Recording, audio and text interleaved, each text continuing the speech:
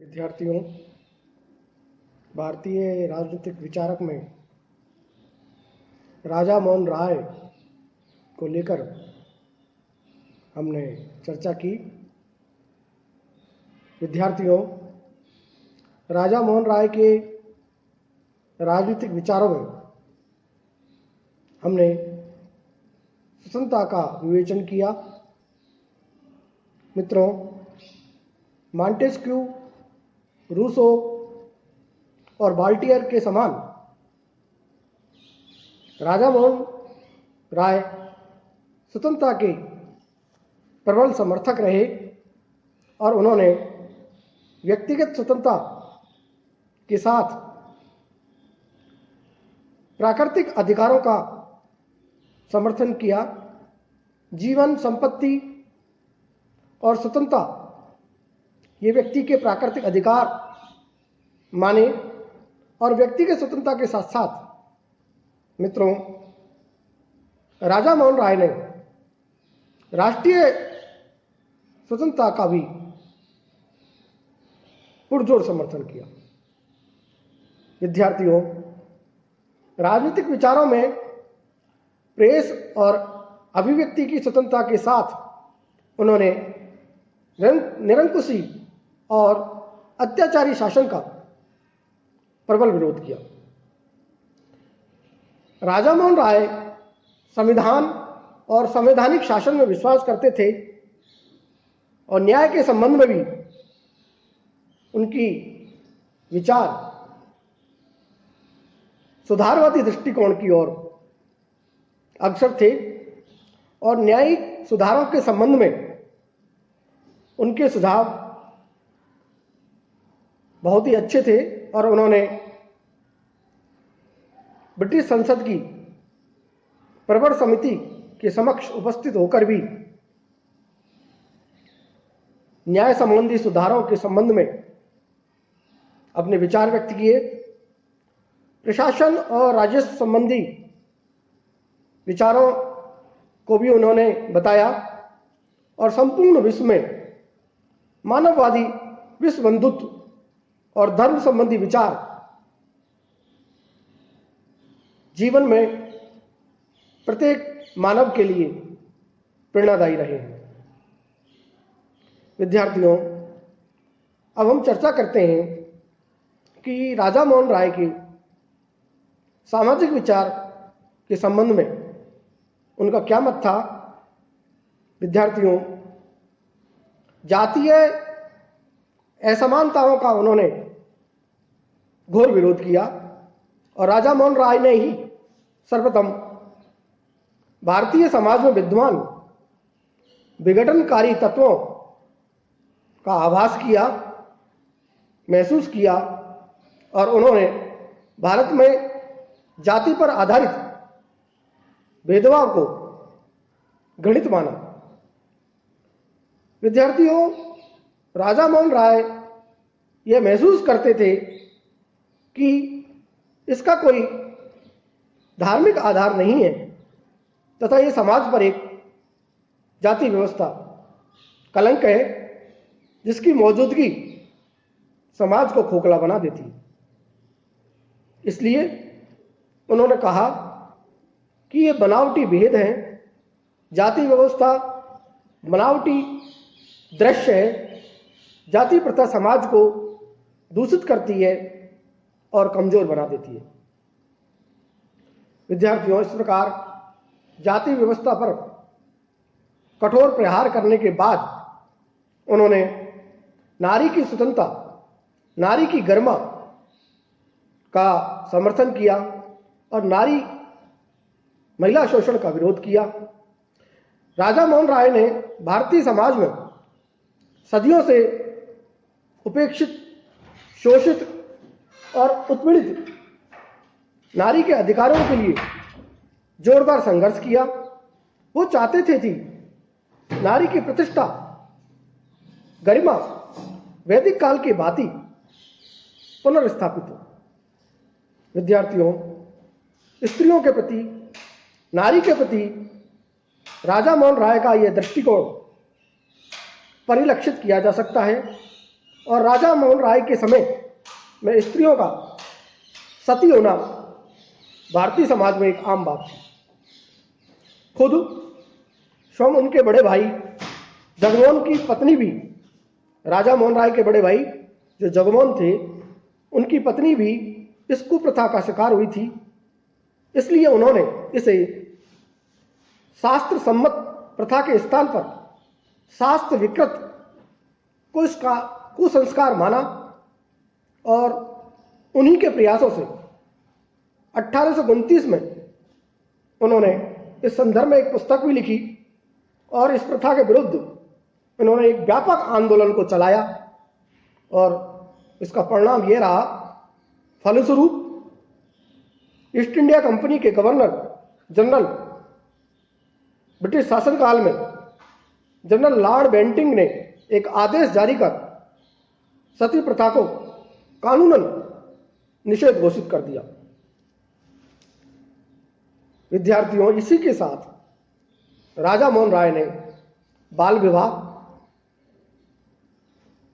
जो उन दिनों एक प्रचलित कलंक था, इसका भी जोरदार विरोध किया और राजा मोहन राय ने स्त्रियों की शोचनीय स्थिति के लिए स्त्रियों और नारी की शोषण के लिए उच्च कुलीन वर्ग को जिम्मेदार ठहराया और उच्च कुलीन वर्ग के लोगों में प्रचलित बहुविवाह प्रथा को भी उन्होंने इसके लिए उत्तरदायी माना और इसका जोरदार विरोध किया। मित्रों, राजा मोहन राय समाज में स्त्रियों की समानता के प्रबल समर्थक रहे हैं। राजा मोहन राय ने हिंदू स्त्रियों को संपत्ति का उत्तराधिकार दिए जाने का जोरदार समर्थन किया और स्त्रियों के इस अधिकार की उपेक्षा करने वालों की आलोचना की और आधुनिक कानून में इसे स्थान देने के लिए प्रबल समर्थन किया। राजा मोहन राय ने नारी शिक्षा के लिए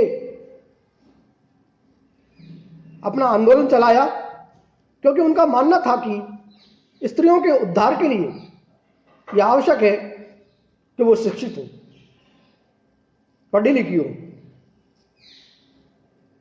विद्यार्थियों, सामाजिक विचारों में परिचर्चा करने के बाद यदि हम राजा मोहन राय के आर्थिक विचारों का विवेचन करें तो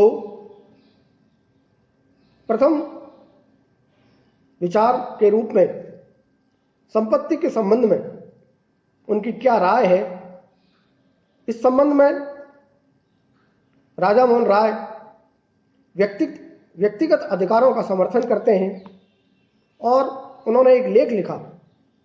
उस लेख का नाम है पैतृक संपत्ति पर हिंदुओं का अधिकार। इस लेख में उन्होंने सरकार से संपत्ति तथा कानून मान्यता प्राप्त समझौतों को नहीं तोड़ने के लिए आग्रह किया और ऐसा लगता है, प्रतीत होता है कि वो एक व्यक्ति को अनेक व्यक्तियों को संपत्ति के अधिकार से वंचित नहीं रखना चाहते थे। राजा मोहन राय परिवार की संपत्तियों पर पुरुषों के एकाधिकार का भी विरोध करते हैं। कहने का तात्पर्य यह है कि जो परिवार की संपत्ति है उस पर केवल पुरुष का अधिकार नहीं होना चाहिए, अपितु वंश की संपत्ति में पुत्रियों का भी अधिकार होना चाहिए। इसलिए वो पुत्रियों के अधिकारों का भी समर्थन करते हैं। राजा मोहन राय ने यहाँ कृषकों का जमींदारों द्वारा जो शोषण किया जाता है उसका भी विरोध किया और राय ने भारत के आर्थिक विकास हेतु स्वतंत्र व्यापार किए जाने का सुझाव दिया। उनका मानना था कि अंग्रेजों के द्वारा भारत से इंग्लैंड ले जाने वाले माल के ऊपर टैक्स नहीं लगाया चाहिए, नहीं लगाया जाना चाहिए, कर नहीं लगाना चाहिए, ताकि विदेशी बाजार में भारतीय माल की अच्छी बिक्री हो सके। और उनकी मान्यता थी कि औद्योगिक क्रांति तथा स्वतंत्र व्यापार की नीति अपनाने से भारत की विश्व में आर्थिक स्थिति और अधिक सुदृढ़ होगी। इस प्रकार से विद्यार्थियों, आर्थिक विचारों को जानने के पश्चात राजा मोहन राय के धार्मिक विचार क्या थे, इस संबंध में यदि हम चर्चा करें तो जैसा कि सभी जानते हैं, राजा मोहन राय एकेश्वरवाद का समर्थन करते हैं और बहुदेववाद का खंडन करते हैं, अनेकों देवों का विरोध करते हैं। और राजा मोहन राय के संपूर्ण दर्शन में एकेश्वरवादी दृष्टिकोण का प्रभाव व्यापक रूप से देखने को मिलता है। उनके एकेश्वरवादी अथवा जिसे हम अद्वैतवादी दर्शन भी कह सकते हैं, पर भारतीय उपनिषदों के आध्यात्मिक एकेश्वरवाद तथा कुरान की तौहीद, यानी कि तौहीद का तात्पर्य ईश्वर की एकता से है, की धारणा से प्रभावित था। मित्रों, विद्यार्थियों, वो ईसाइयों के न्यू टेस्टामेंट की सरल नैतिक शिक्षाओं से भी काफी प्रभावित थे, लेकिन इसके बावजूद उन्होंने ईसाइयों के त्रिदेव दर्शन का भी विरोध किया, उसको स्वीकार नहीं किया। और उन्होंने फारसी भाषा में रचित अपनी पुस्तक तुअफत अल-मुद्दीन में एकेश्वरवाद का प्रबल समर्थन, जोरदार समर्थन किया। विद्यार्थियों, धार्मिक विचारों में और आगे चर्चा के दौरान हम देखते हैं कि उन्होंने मूर्ति पूजा का भी विरोध किया। राय का मूर्ति पूजा में बिल्कुल विश्वास नहीं था। उनका मानना था कि हिंदू धर्म में मूर्ति पूजा का प्रचलन कोई मौलिक महत्व नहीं रखता है, अपितु इसका प्रचलन बाद में हुआ है, इसलिए मूर्ति पूजा नहीं की जानी चाहिए। मूर्ति पूजा के साथ साथ वो आडंबरों और अंधविश्वासों का भी विरोध करते हैं। राजा मोहन राय का विश्लेषण यदि हम करें तो वो तर्क को ज्यादा प्राथमिकता देते हैं और धार्मिक मान्यता, विश्वास या परंपरा को मानने के लिए वो बिल्कुल तैयार नहीं थे। वो ये कहते हैं कि जिसे तर्क के आधार पर सत्य साबित नहीं किया जा सके उसका कोई औचित्य नहीं है। विद्यार्थियों, मित्रों, हिंदू धर्म में उनकी गहरी आस्था थी। राजा मोहन राय सच्चे अर्थों में हिंदू धर्म में विश्वास रखते थे और उनका सारा जीवन इसी साधना में लगा रहा। किसी प्रकार से हिंदू धर्म को उसके विकृत रूप से निकलकर उसके सही रूप को प्रतिष्ठित करने में उन्होंने अपना पूरी ऊर्जा को लगा दिया। और उन्हीं के शब्दों में यदि हम चर्चा करें तो वो कहते हैं, राजा मोहन राय ने कहा, मेरा विचार कभी भी हिंदू धर्म पर आक्रमण करने का नहीं है और ना ही मैं हिंदू हूं। मुझे इसकी तर्कहीन बुराइयों से चिढ़ है और वो मुझे रात दिन खटकती रहती है और मैं इन्हीं का विरोध करता हूं। विद्यार्थियों, धार्मिक सहनशीलता का प्रतिपादन उन्होंने किया। राय ने किसी धर्म और संप्रदाय के प्रति पूर्वाग्रहों पर आधारित विचारों को स्वीकार नहीं करते हुए धर्मों के प्रति सहिष्णुता तथा सहनशीलता को प्राथमिकता दी। इस प्रकार से विद्यार्थियों, हमने आर्थिक विचार और धार्मिक विचारों पर चर्चा की है।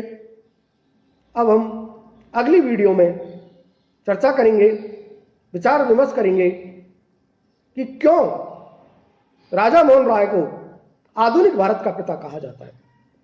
क्या कारण है कि उन्हें आधुनिक भारत का पिता कहते हैं। इस पर अगली वीडियो में चर्चा करेंगे।